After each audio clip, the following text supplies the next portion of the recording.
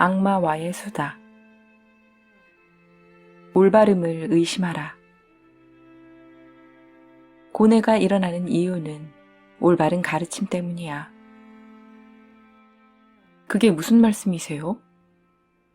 고양이는 어물전에서 물고기를 훔쳐먹고도 죄책감을 느끼지 않아. 그건 도둑질이 나쁜 것이라고 아무도 가르치지 않았기 때문이야. 알겠어? 먼저 올바름을 배웠다. 그래서 가슴에 품은 그 올바름 때문에 너희 인간은 고통받는 거야. 악마의 유혹이 인간을 고통스럽게 한다라고 배웠을 테지만 그건 완전 아니지. 너희 인간을 고통스럽게 만드는 건 올바른 가르침을 널리 퍼뜨리는 작자들이다. 지금도 그 올바름이 인간을 고통스럽게 만들고 있으니까 말이야. 말도 안 돼. 올바름이야말로 인간을 고통스럽게 만드는 원흉이라고 말하는 건가요? 그렇고 말고, 그러기에 죄의식을 지우는 방법도 간단해. 의심하면 그만이야. 죄를 지은 자신을 책망하기 전에 자신이 품고 있는 올바름을 먼저 의심해 보는 거야. 자신을 책망할 시간이 있다면 올바름을 의심하라. 이건 명언이네요. 그런데 의심만 하면 정말로 고통이 사라집니까? 올바름에 대해 의심하는 동안 고통은 조금씩 사라지는 거지. 왜냐하면 고통하는 자는 예외 없이 올바름을 전제로 고통받기 때문이야. 그리고 의심하는 동안 그 올바름은 흔들리지. 그리하여 올바름의 부작용밖에 안 되는 고뇌는 반드시 사라지는 거야. 고통은 올바름의 부작용. 와, 또 명언 나왔네요. 그렇다면 괴로워라는 생각이 들 때 반드시 자신의 내면에 올바름을 가지고 있다는 건가요? 당연하지. 인간은 올바름이 아닌 다른 방법으로 괴로워할 수 없으니까. 아침 일찍 일어나는 게 괴로운 건 지각하면 안 된다는 올바름을 갖고 있기 때문이지. 고통스러운 다이어트를 하는 이유는 날씬한 몸이 타당하고 올바르다는 생각이 있기 때문이야. 괴로움은 반드시 올바름을 끌어안고 있어. 이건 근본적인 시스템이라서 예외 같은 건 없어. 아이러니하게도 정의감이 강한 사람일수록 더 많이 괴로워하지. 올바름을 집착한 탓에 다이어트를 심하게 한 사람은 길을 걸을 힘조차 없게 될 거야. 그렇겠네요. 개미를 밟아 죽일까봐 한 걸음조차 내딛지 못하는 사람도 있겠군요. 올바름을 많이 끌어안은 사람은 매일 괴로워하며 살아갈지도 모르겠어요. 이렇게 올바름을 많이 끌어안고 살아가는 너희는 지금 아무것도 할 수 없어. 말 그대로 손가락 하나 까딱하지 못해. 걸을 수도 없고 숨도 제대로 못 쉬어. 하고 싶은 것도 하지 못해. 심지어 자신이 무엇을 하고 싶은지도 말하지 못해. 왜냐하면 거리에는 온통 선한 세력들이 외치는 정의라는 올바름이 그물처럼 깔려 있으니까. 가능한 한 입을 꾹 다물고 있어야 해. 가능한 한 꼼짝도 하지 않고 가만히 있어야 해. 알겠어? 이 세상에는 올바름이 너무 많아. 자, 내가 가르쳐주지. 너희 인간을 괴롭히는 건 도대체 누구인가? 악인가? 아니면 올바름을 계속 만들어내는 선의 힘인가? 이거 가치관이 그냥 무너져버릴 것 같아요. 그러면 되는 거야. 의심하라. 지금까지 배운 모든 것을. 학교에서 배운 것이 과연 옳은가? 부모의 가르침이 과연 자식을 위한 것인가? 사회의 룰은 과연 누구를 위한 것인가? 시민을 위해서? 권력자를 위해서? 올바르다는 모든 것을 의심해 보는 거야. 그러고 보니 룰이란 권력자를 지키기 위해 만들어진 것 같네요. 부모가 돼서 알았어요. 아이는 빨리 자야 하는 거야 라는 룰은 부모라는 권력자가 아이를 빨리 재우고 자신의 자유시간을 보내고 싶어서 만들었다는 걸. 사회의 올바름을 의심하는 것만으로는 아직 멀었어. 외부가 아니라 모든 것은 내부에 있다. 이미 안으로 끌어안아 버린 것. 이미 자신이 올바르다고 생각해 버린 것. 그런 것들을 정면으로 의심해봐. 이미 자신 안에 있는 올바름을 의심하라고요? 그렇지.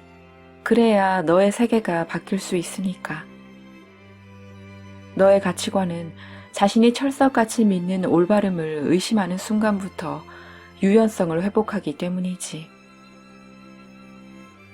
정말 그렇네요.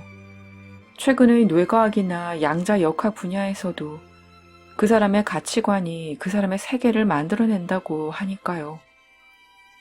그렇다면 자신이 믿는 올바름이 실은 그 사람의 미래 가능성을 뺏어버리는 게 아닐까요? 그럼 올바름이 그 사람의 세계를 너무 좁혀버리지. 그러므로 올바름만 버린다면 뭐든 할 수 있어. 만일 자신이 믿는 올바름을 모두 지워버릴 수 있다면 너희 인간에게 불가능이란 없어. 하늘도 날 수 있어. 어떤 기적도 일으킬 수 있어. 뒤집어 말하면 기적을 일으키지 않기 위해 너희 인간은 올바름을 끌어안고 살아가는 거야. 하늘을 날지 않는 것이 옳아. 갑자기 부자가 되지 않는 것이 옳아. 고생하며 살아가는 것이 옳아. 마법 같은 나날이란 없는 것이 옳아. 라고 말이야. 철석같이 믿는 올바름이 기적을 허락하지 않는다는 말이죠? 곰곰 생각해보니 올바름이란 무엇을 해서는 안 된다라는 것이기도 하네요. 개미를 밟아서는 안 된다는 올바름 때문에 걸어다녀서는 안 된다는 것. 남에게 피해를 주지 않기 위해서 큰 소리를 내서는 안 된다는 것. 철석같이 믿고 있는 올바름의 수만큼 해서는 안 되는 것이 늘어나네요. 그렇다면 올바름이 줄어들면 할 수 있는 것이 늘어나겠네요. 완전히 사라지면 기적도 일으킬 수 있고요. 올바름이 인간에게서 가능성을 빼앗지. 그리고 올바름이 인간에게 고통을 주는 거야. 그러니까 처음부터 단언해두자. 지금 너희에게 필요한 것은 오로지 악뿐이다. 왜냐하면 악이란 올바름을 빼앗는 행위이므로 너무 많은 올바름에서 너희를 구원해주는 것은 악뿐이다. 악만이 너희 인류에게 남은 가능성이 될 것이다. 그러므로 말하라. 나는 악이 될 것이다 라고 높이 외쳐라. 아니, 아무래도 그건 좀 어쩐지 악마한테 유혹당하는 느낌이라서요. 두려워 마. 두려워하면 지금까지와 하나도 다름없는 인생이 기다리고 있을 뿐. 애당초 이해할 수 있는 충고 따위 들을 필요도 없어. 의미는 잘 모르겠지만 이해할 수 있는 충고 따위 들을 필요도 없어. 어쩐지 가슴에 다가오는 게 있네요. 자신이 가진 지식으로 소화할 수 있는 것을 이해라고 하지. 그렇다면 이해할 수 있는 충고란 자신이 이미 가지고 있는 지식을 넘어서지 않는다는 거야. 그딴 것에 대체 무슨 의미가 있어? 지금 불행한 것은 자신이 가진 지식을 총동원해도 그것만으로는 도무지 어떻게 해볼 수 없는 상황에 놓였기 때문이 아닌가. 그런 상태에서 이해할 수 있는 충고를 들어본들 머리만 복잡해져. 지금의 상황을 바꾸고 싶지? 그렇다면 도무지 이해할 수 없는 충고가 필요하지 않을까? 맞아. 이해할 수 있는 충고 따위 들을 필요도 없어. 왜 지금까지 이해할 수 있는 사람의 말만 들었을까? 멍청하니까. 잘 들어. 오늘부터 너에게 악마이기 때문에 볼 수 있는 진실들을 엄청 이야기해 줄 테니까. 모든 올바름을 넘어서 기적을 일으키는 방법. 이 우주가 시작된 구조. 그것을 이용하여 모든 바람을 이루는 방법. 세상의 부와 명성을 얻는 방법. 고통과 분노를 한순간에 지우는 방법. 죄다 악마다운 방법들이야. 그리고 이런 방법들을 단 하나도 이해할 수 없을 거야. 그렇지만 그러기에 귀중하다는 것. 이해할 수 있는 책 따위 읽을 필요도 없다니까. 책이라는 개념도 바뀌겠네요. 이해할 수 있는 책은 읽을 필요도 없다라니. 새로운 지식 같은 게 거기에 있을까? 이해할 수 있는데. 그러므로 이해할 수 없는 이야기에 귀를 기울일 것. 인간은 이해할 수 있는 것을 올바르다라고 한다. 그리고 이해할 수 없는 것을 틀렸다라고 한다. 사회에서 이해받지 못하는 세력은 나쁜 사람. 부모에게 이해받지 못하는 행동을 하는 아이는 나쁜 아이라는 라벨을 붙이지. 그렇지만 틀렸어. 그들이 당신의 이해를 넘어서 있을 뿐이야. 그리고 거기에 바로 당신의 발전이 기다리고 있지. 지금까지의 잘못된 가르침. 올바르고 이해할 수 있는 가르침을 더 많이 배우자. 악마의 속삭임. 이해할 수 있는 충고 따위 애당초 들을 필요도 없어. 인간이 화를 내는 단 하나의 이유. 사람은 왜 화를 낸다고 생각해? 상대가 말도 안 되는 짓을 하니까 화를 내는 거죠. 아니야. 상대에게 뭔가를 기대하니까 화를 내는 거야. 네? 상대에게 기대를 하니까 화를 낸다고요? 그렇지. 모든 분노는 상대에게 기대하는 게 있기 때문에 생기는 거야. 잘못된 상품이 나온 걸 보고 화를 내는 건 일을 똑바로 하는 훌륭한 점원일 거라는 상대에 대한 기대가 있었기 때문이야. 식당에서 30분 기다렸다고 화가 나는 건 금방 먹을 수 있는 식당일 거라 기대했기 때문이고, 어린아이가 장난감을 사주지 않는다고 화를 내는 건 엄마가 사줄 거라고 기대했기 때문이지. 어떤 상황이든 화가 나는 이유는 그 상대에게 먼저 기대했기 때문이야. 아주 묘한 기분이 들긴 하지만 각하의 말씀이 맞아요. 화를 내는 상대는 나에게 뭔가를 기대하고 있다. 뭔지 모르겠지만 묘하네요.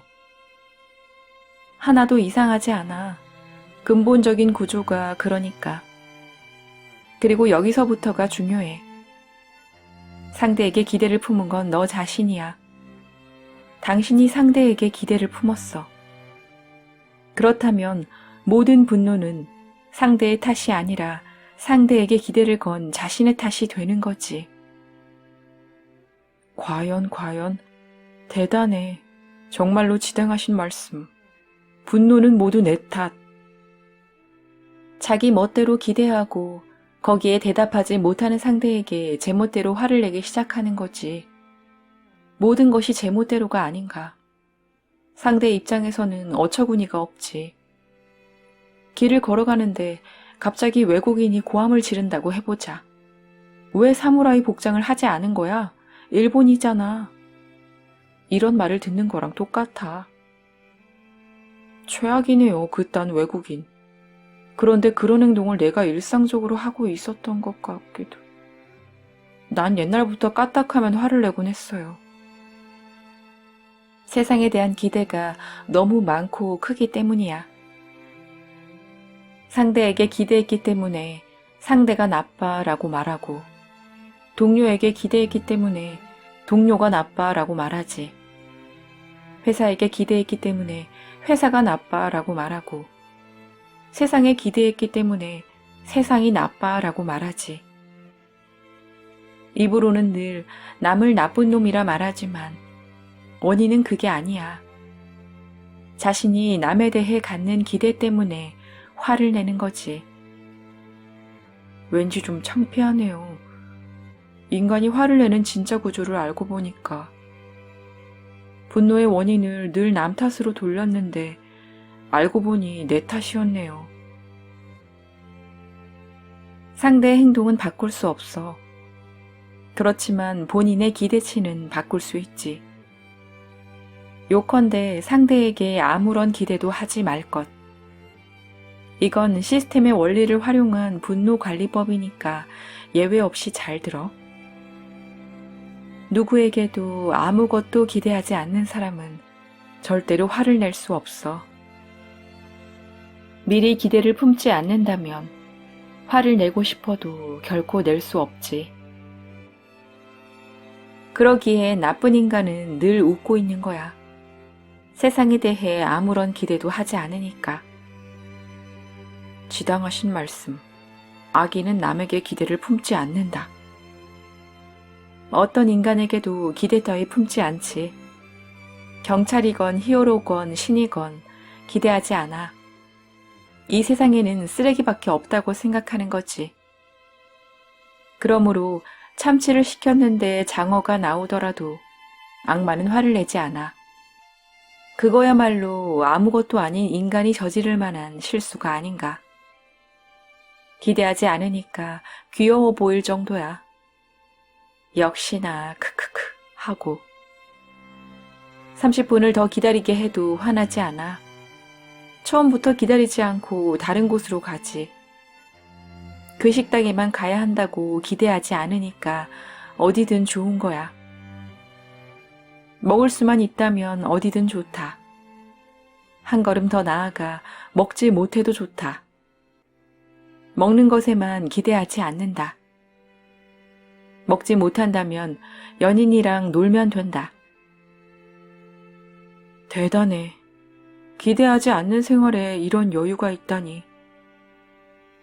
한편 화를 내는 정의의 히어로는 늘 상대에게 기대를 하지.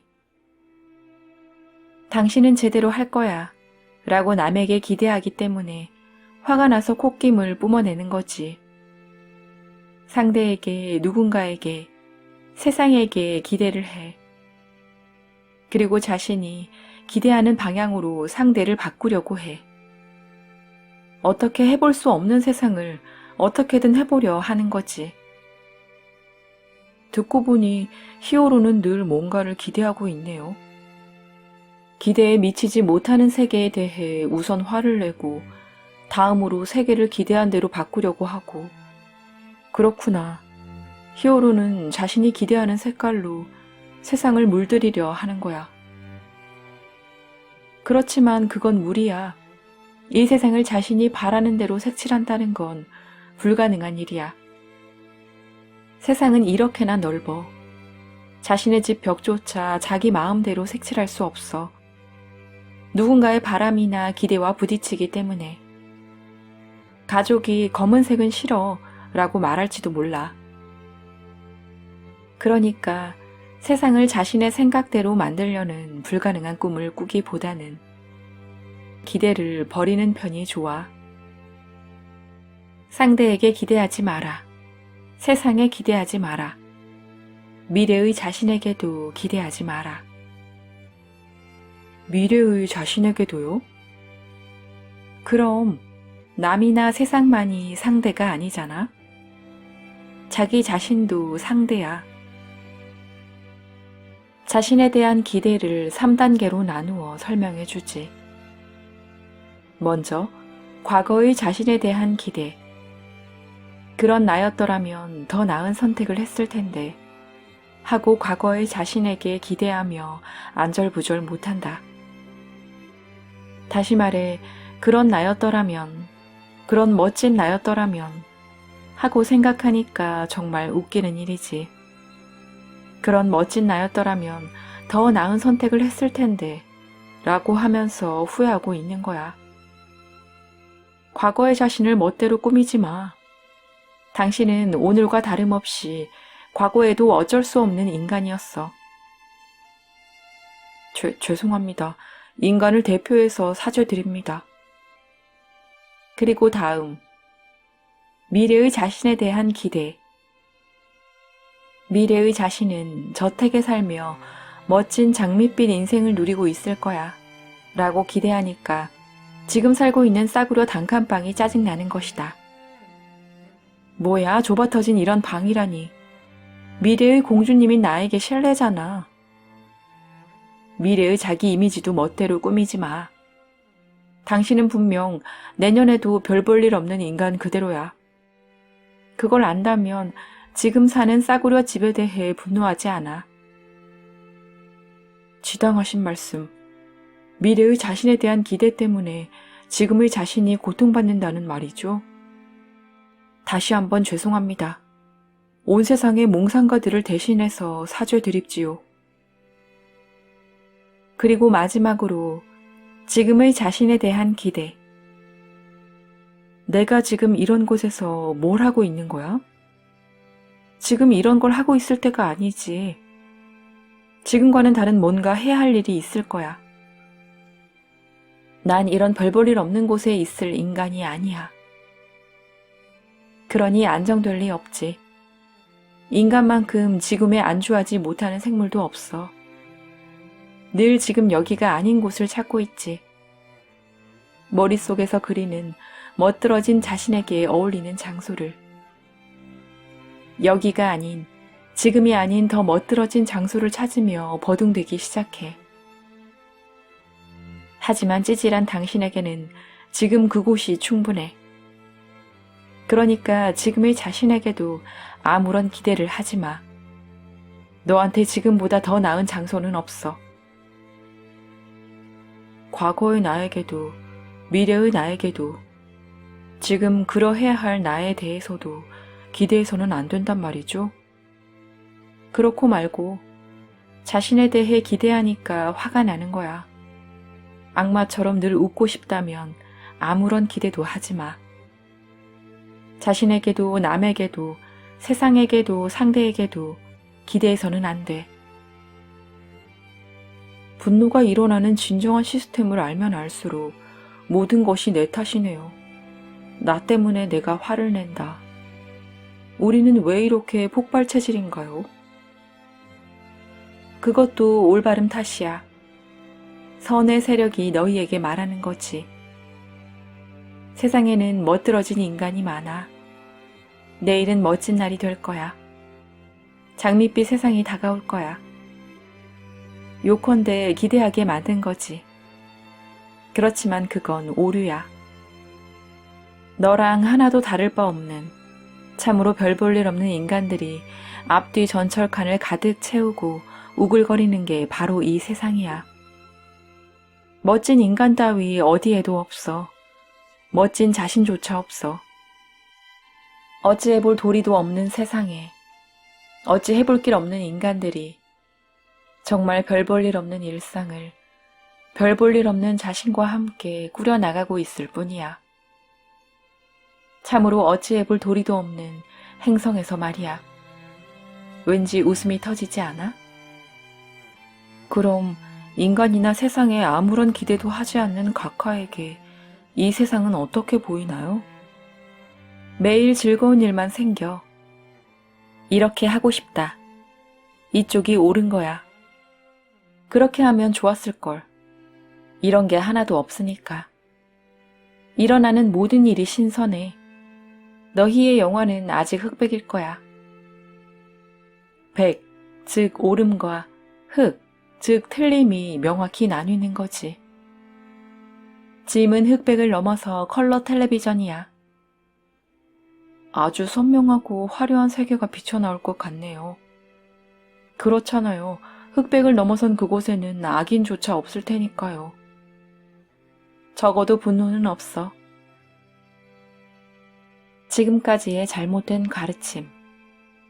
분노가 일어나면 6초 동안 참아서 자연스럽게 가라앉힌다. 악마의 속삭임. 상대에게 기대하지 마라. 누군가이기 전에는 아무도 아니었을 뿐. 부모가 말하잖아. 훌륭한 직업을 잃어버리면 큰일이 난다고. 선생도 말하잖아. 착한 학생으로 살지 않으면 감옥에 간다고. 어른이 되기까지 몇만 번이나 잃어버리면 큰일이 난다라는 말을 들으면 아이들은 무슨 생각을 하게 될까? 무엇이어야 한다고 굳게 믿을 테지. 변화를 두려워하게 돼. 그 모든 것이 세뇌야. 자신이 지금 나라는 것에 집착하지 마. 그 올바름을 넘어섰을 때 너희는 뭐라도 될 수 있게 돼. 성공한 사업가도, 슈퍼스타도, 타인도, 미래의 자기 자신도, 다른 평양세계의 인간이 될 수도 있어. 아무것도 아닌 존재만이 어떤 존재도 될 수 있다. 무한대의 필름을 자유자재로 볼 수 있으니까. 그렇군요. 자기 자신이 가장 나이고자 집착했다는 거군요. 다른 필름을 보려고 하지 않고. 그렇지.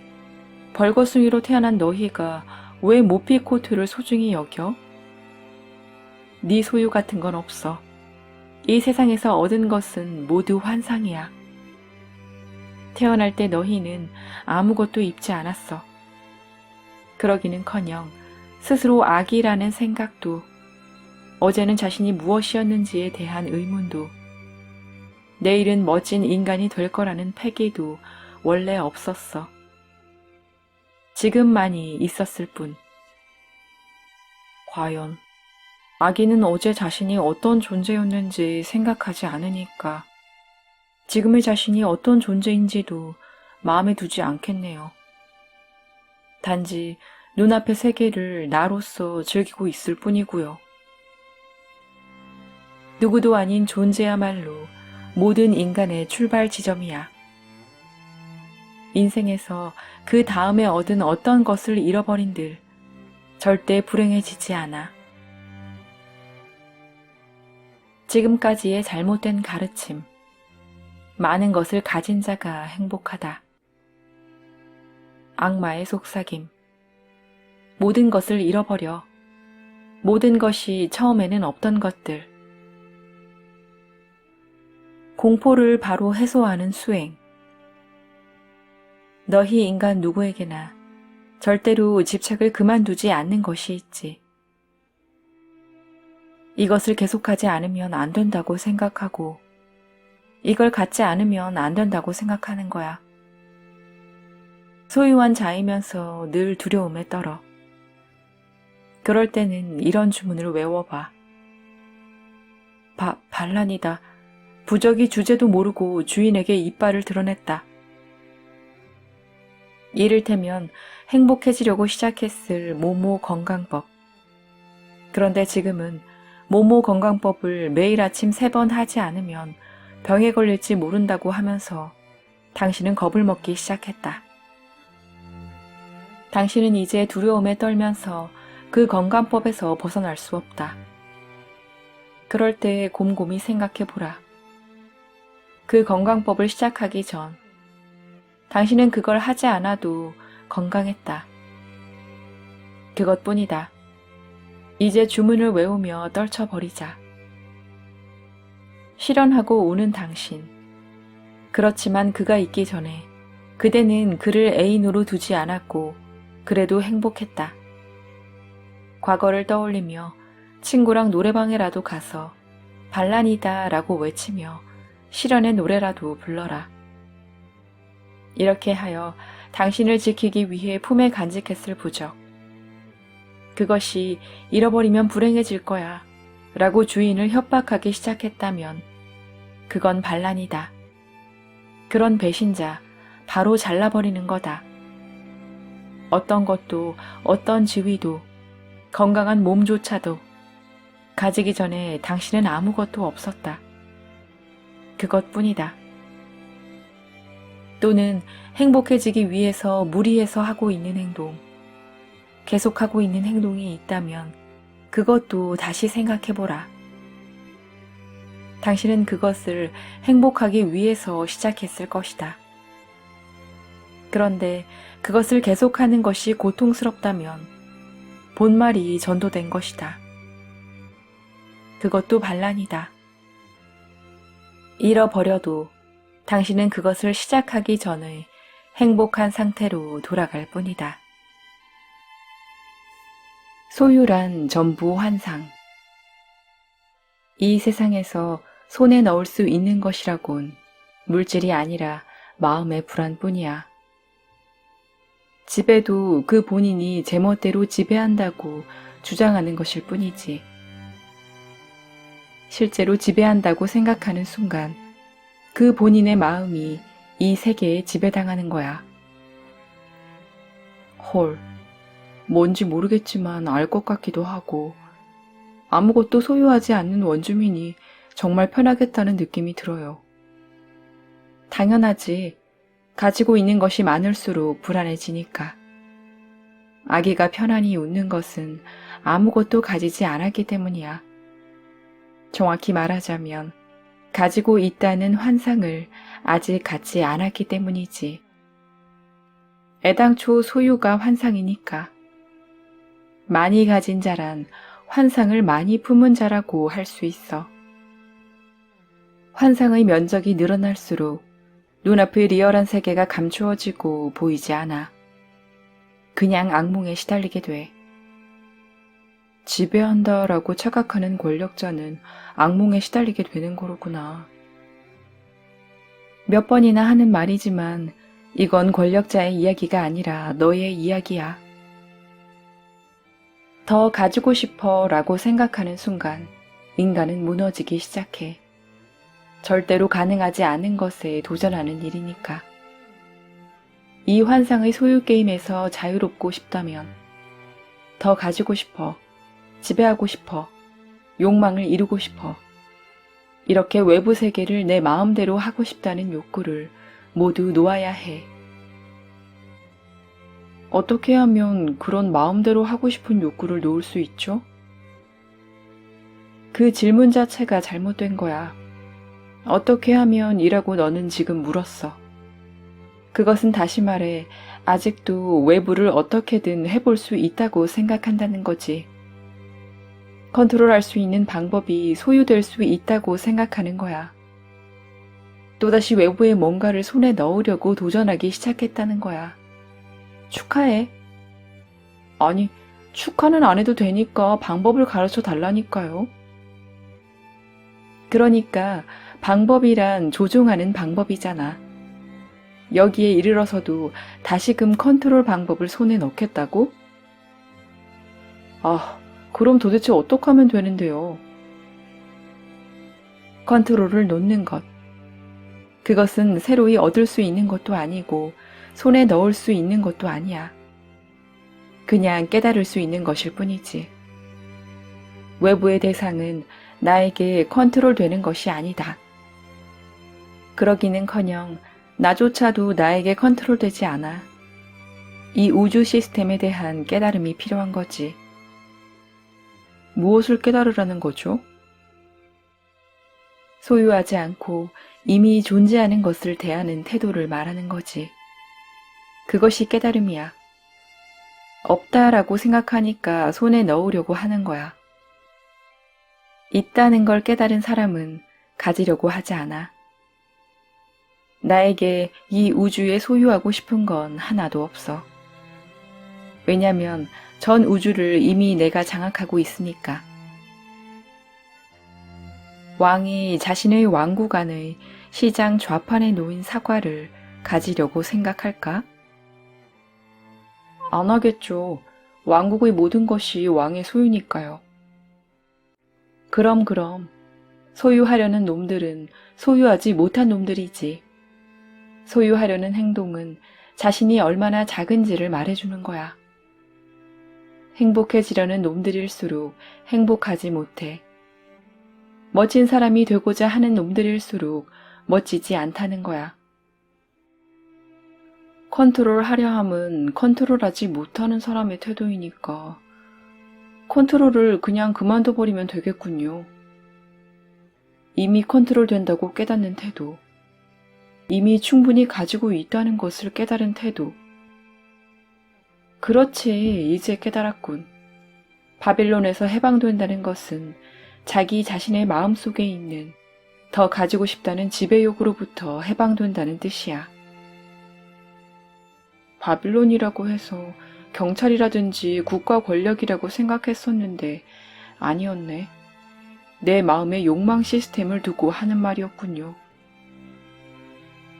그리고 여기서부터 마술이 시작돼. 소유하려 하지 않으면 더 많은 것을 가지게 돼. 왜냐하면 이미 가진 것에 대해 깨닫게 되기 때문이지. 컨트롤하려 하지 않는 사람일수록 컨트롤하는 인생을 살아가. 이미 완벽하게 조화를 이룬 우주의 흐름을 깨달았으니까. 이런 시스템을 너희가 논문을 제출할 쯤에는 더 명확하게 알게 될 거야. 이크, 생각났어, 졸업 논문. 빨리 써야 하는데. 그러니까 시간을 컨트롤하려 하지 말고 시간은 잘 조절되고 있다고 믿으면 돼. 그것이 가장 빨리 시간을 흘려보내는 방법이야. 그건 그렇다 치고 곰곰이 생각해보니 정말 이상한 일이네요. 우린 아무것도 아닌 채로, 갖지 못한 채로 벌거숭이처럼 태어났는데 말이에요. 거리에서는 매일 필사적으로 뭔가를 소유하려고 다툰단 말이죠. 나무에서 툭 이 세상에 떨어진 사과가 세상을 소유하려고 안달을 해요. 인간이란 그런 건가 봐요. 벌거숭이로 태어났으니 저 세상에 가지고 갈 뭔가가 있을 리 없는데 말이에요. 아니야, 있어. 그게 경험이야. 인생은 극에서 극으로 이동하는 게임. 이 세상은 그네야. 그네 전체가 보이는 그 위치라면 타는 사람은 알 수 없는 여러 가지를 알 수 있지. 봐, 자네 딸을 봐. 앞으로 갔다가 뒤로, 다시 앞으로 가서는 뒤로 돌아가. 너희 인간은 이렇게 하여 두 극을 오가고 있을 따름이야. 어떤 물질도, 어떤 개념도, 어떤 관계성도, 어떤 에너지도 이 세계에 존재하는 것은 모두 양극을 내포하고 있으니까. 그런 거라면 동전의 비유가 유명하죠. 동전은 늘 앞뒤가 있다. 1cm 두께의 동전을 반으로 썰어도 앞뒤가 있다. 아무리 얇게 썰어도 거기에는 늘 앞과 뒤가 있다. 끝까지 썰어서 없어지면 앞과 뒤가 사라진다.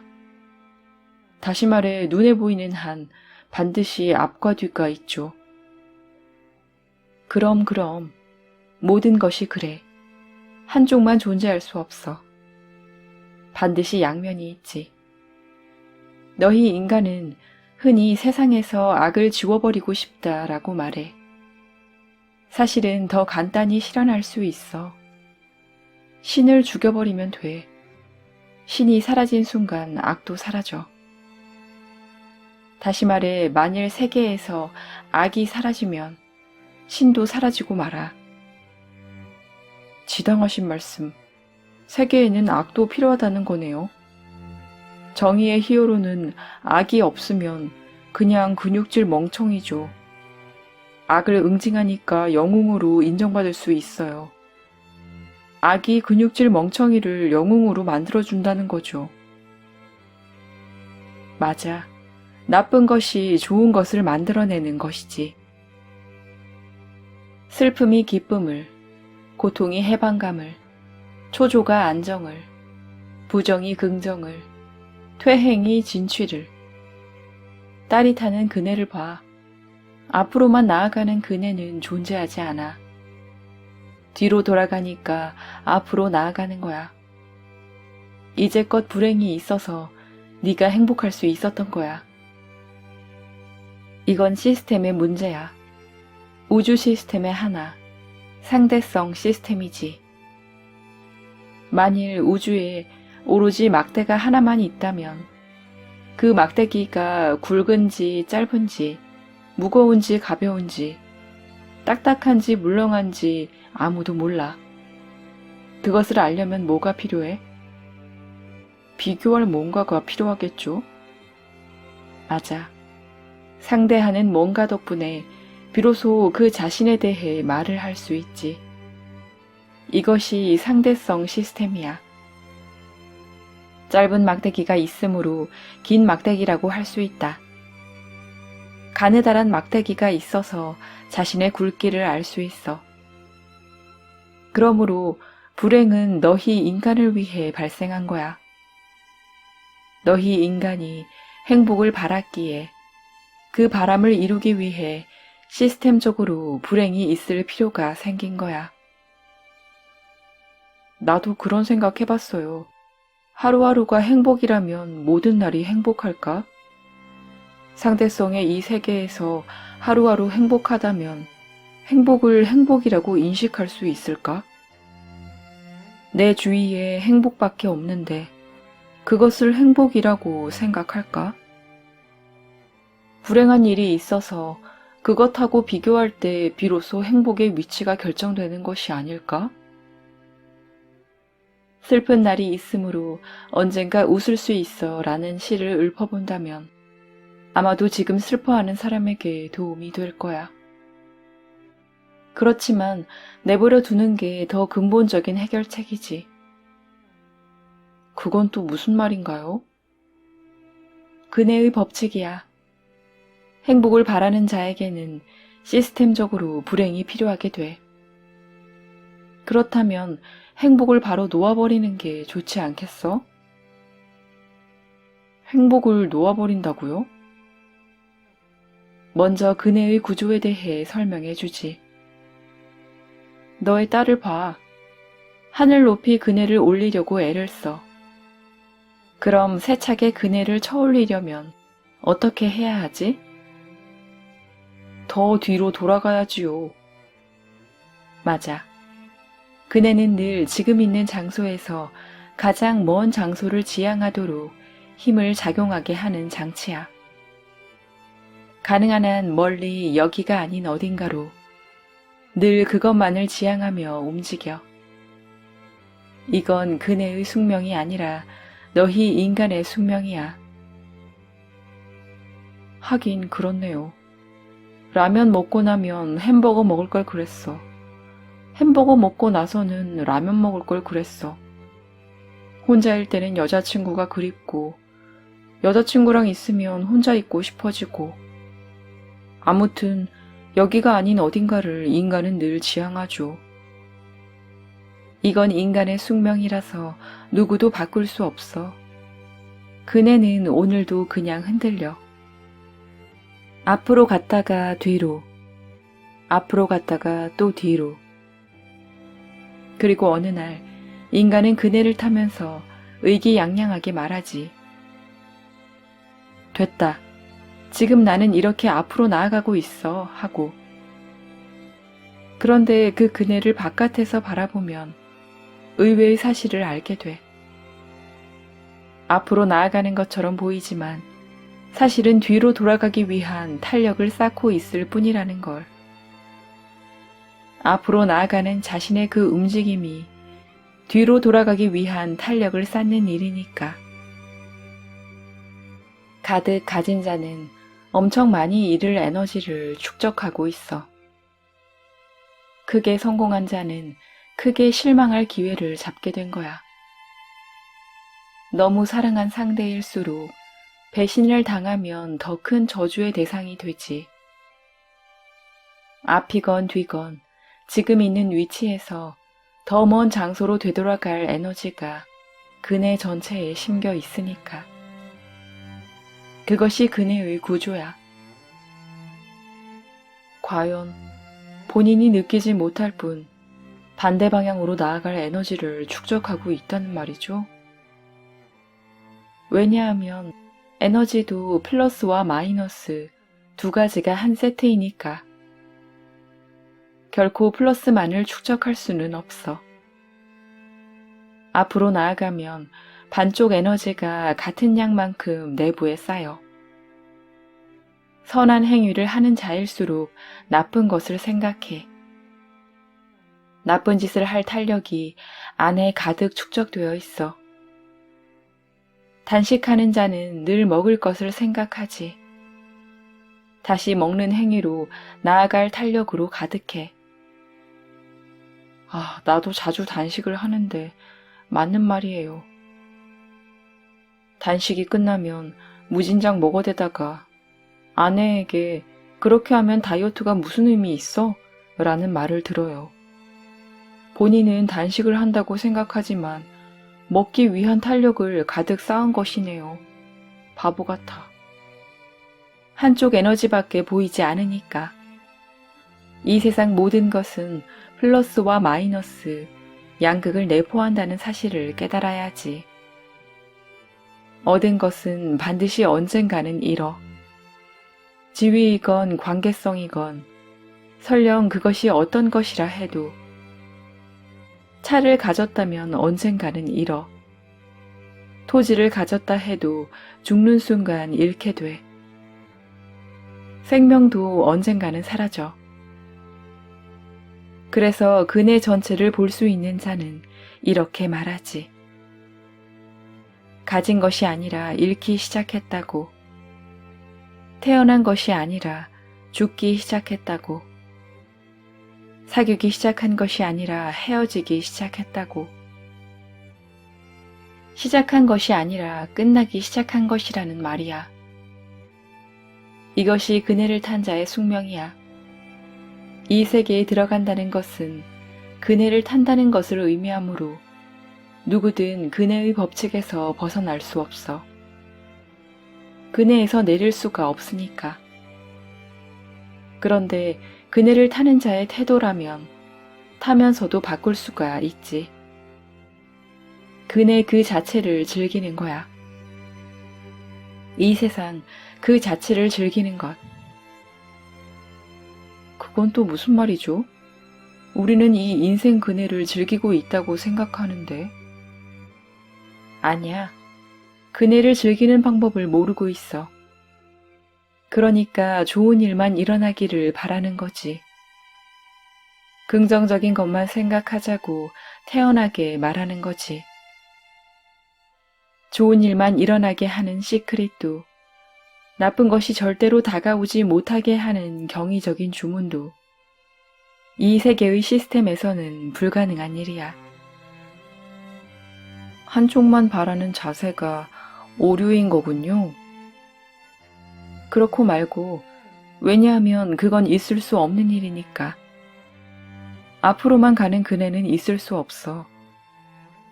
너희는 그네를 타면서 앞으로만 나가면 된다고 외치면서 다리에 힘을 주니까 뒤로 물러설 때 땅바닥에 떨어지고 마는 거야. 오로지 앞으로만 나아가야 하는데 라면서. 그 책에는 좋은 일만 일어난다고 했는데 라면서. 타는 사람의 태도가 잘못되어 있으니까 괴로운 거야. 특정한 방향만을 기대하지 마. 옆에서 바라보면 그네는 오른쪽 왼쪽으로 왔다 갔다 할 뿐이야. 오른쪽이 좋다는 건 없다. 왼쪽이 좋다는 것도 없다. 오른쪽 왼쪽의 가치에 차이 같은 건 없다. 그런데 그네를 타는 사람은 무슨 영문인지 앞은 좋고 뒤는 나쁘다는 환상을 보고 말아. 진짜네. 그렇게 하나의 방향만을 기대하니까 뒤로 돌아올 때 떨어지고 마는구나. 그네의 오른쪽과 왼쪽에 어느 쪽이 좋다는 것도 없는데 바보같이. 그럼 멍청이 인류 대표가 누구인지 기억나게 해주지. 너한테 물을게. 부자하고 가난뱅이 어느 쪽이 좋아? 그야 당연히 부자죠. 금방 그네 타기의 시점으로 돌아왔네. 오른쪽 왼쪽의 차이가 있을 수 없다고 해놓고선 부자와 가난뱅이 질문으로 바꾸자 하나의 극만을 지지하는 내 녀석이 멍청이야. 특정한 방향만으로 나아가려고 하다 보면 뒤로 돌아오다가 바닥에 떨어지고 말지. 인간에게는 여러 종류의 날이 있지만 괴로움을 억지로 즐기려 하는 놈은 어딘가가 잘못된 거야. 괴로움을 올바르게 즐기는 방법은 괴로워하는 거야. 슬픔을 올바르게 즐기는 방법은 슬퍼하는 거고, 요컨대 너희 인간들은 그 나날들에서 이미 모두 완벽한 상태라는 거지. 그런데 남김없이 모두가 즐거움만을 쫓고 있어. 그리고 그것 때문에 뒤로 돌아갈 때면 괴로워해. 긍정적인 것만을 갈구하다가 부정적인 날이 다가오면 울어버려. 그러므로 그대로가 좋아.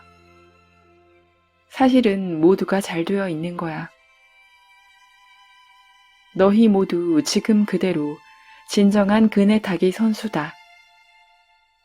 그러므로 마음 놓고 앞으로도 그 나날들의 몸을 맡기면 돼. 슬픔을 슬퍼하자. 괴로움을 괴로워하자. 짜증을 짜증내자. 즐거움을 즐기려면 그것이 필요하다. 이거군요. 그렇지. 실패하고 풀이 죽어버릴 것 같은 날에 잘 듣는 인터넷 영상. 이 세상 모든 것에는 양극이 있다. 그런데도 너희 인간은 무슨 영문인지 특정한 극만을 갈구한다. 긍정적인 것을, 좋은 것을, 높은 것을, 즐거운 것을, 성공을. 그 한쪽만을 지지하는 자세를 가지기 때문에 역류가 일어나면 실망한다. 그네의 전체상을 볼 수 있는 자는 한쪽을 얻은 것 같지만 다른 한쪽을 잃어버렸다는 것을 안다. 실패한 것 같지만 사실은 성공하기 시작한 것이다. 잃어버리고 있는 것 같지만 사실은 가지기 시작한 것이다. 그리하여 직류 마니아에서 교류 마니아가 되기 위해서 실패 마니아였던 에디슨의 이미지를 인터넷에서 찾아서 기억해 두자. 그리고 그 에디슨 얼굴을 떠올리며 계속 이렇게 외친다. 젠장, 또 성공하고 말았네. 난 지금 성공 같은 걸 할 때가 아니야. 그러면 특정한 좋은 방향만을 지지하는 자세가 서서히 무너지기 시작할 것이다.